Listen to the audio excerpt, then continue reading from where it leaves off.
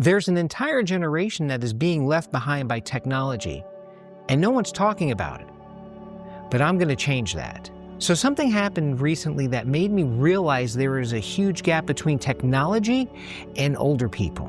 But before I tell you that story, I want to explain to you why I'm on this mission now, not only to create awareness, but also to provide a solution for this problem. Not too long ago, a family member had reached out to me and said, "Hey, can you come by the house and help me set up my new iPad?" And I was like, "Oh, wow, this is awesome. Absolutely, I'd love to." I headed over to their house and we get out the iPad and the new iPad and I'm unboxing it. And for me, unboxing a new Apple product is almost ritualistic. So I'm unboxing it and she goes and gets her old one and sets it right next to me. And here we are. So I'm getting ready to set up everything to do the transfer from the one to the other. And I look at her. When I look at her, I see this immense sadness on her face, this look of sadness mixed with anguish. And to me, it was almost as if she's like, why am I asking him to do this when I should be able to do this on my own? And that is the moment that it hit me like a lightning bolt, that there's this huge divide, this huge gap between technology and older folks. Her generation is one of the great generations that came before mine, where they had two traits. Those two traits were confidence and independence. And I just saw that, and it broke my heart. This is why I have decided to start this mission.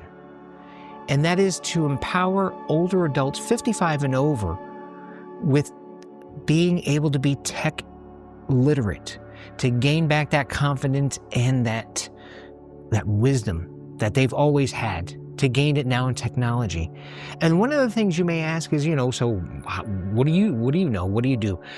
The one thing I've done in my entire life, I've had a career, I've raised a family, I have two wonderful, successful children, and I've gone through the ups and downs just like you have. When things gone bad, they've gone bad, and when they were good, they were good. But I also had the opportunity to have technology mixed into that, because I've been involved for tech for almost 40 years, 3.5 decades. The one thing that I take away from that is now I can use those experiences and that know-how to teach you.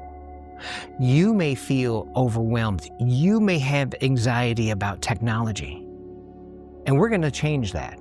I don't want to just teach how to press buttons and apps.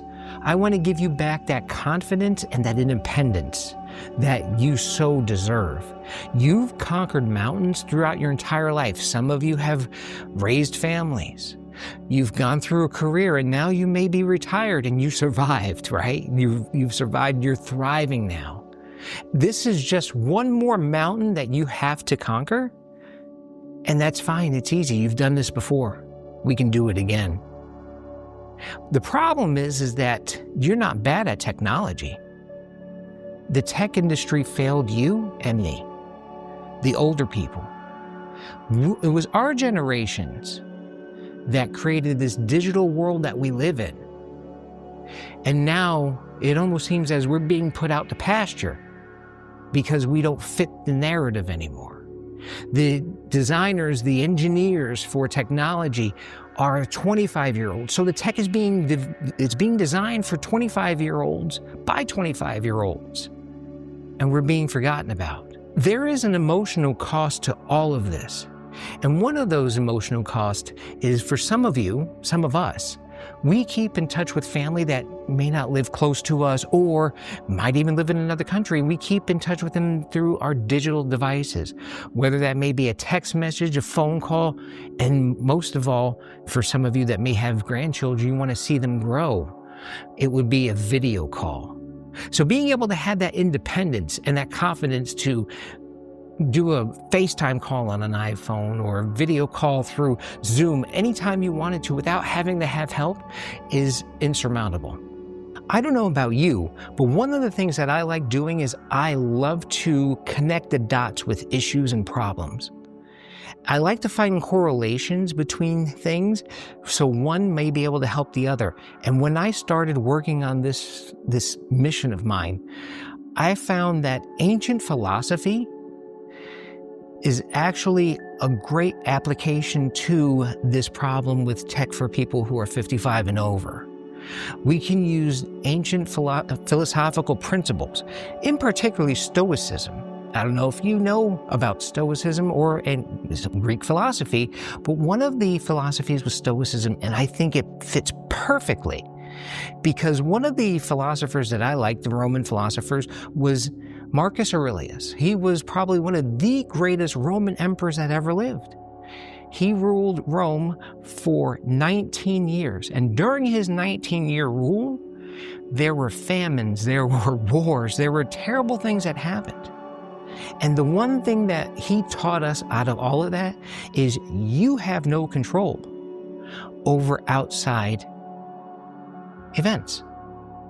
Things that are outside of your control, you have no control over. The only thing you do control is your response, your reaction, and your thoughts. With technology constantly changing, you have no control over that.